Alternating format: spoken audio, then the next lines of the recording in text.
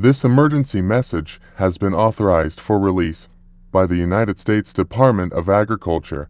The following message is very crucial for the safety of human life. Stand by.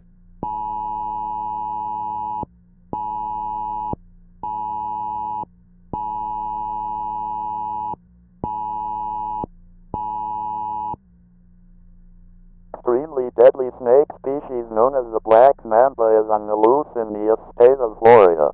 The mambas were being transported to a zoo after being apprehended from Africa. The truck carrying the animal has crashed.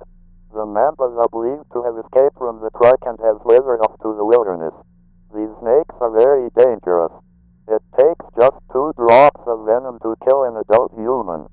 If you see a black mamba, report it to animal control immediately. Do not approach these creatures, doing so can risk a lethal bite.